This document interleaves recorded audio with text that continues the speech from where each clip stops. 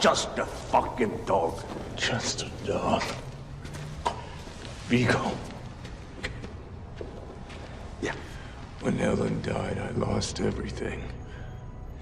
Until that dog arrived on my doorstep. A final gift from my wife. In that moment, I received some semblance of hope.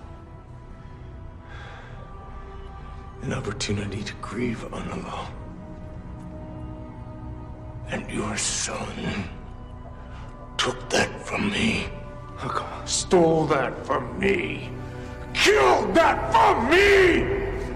People keep asking if I'm back, and I haven't really had an answer.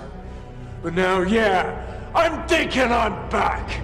So you can either hand over your son, or you can die screaming along.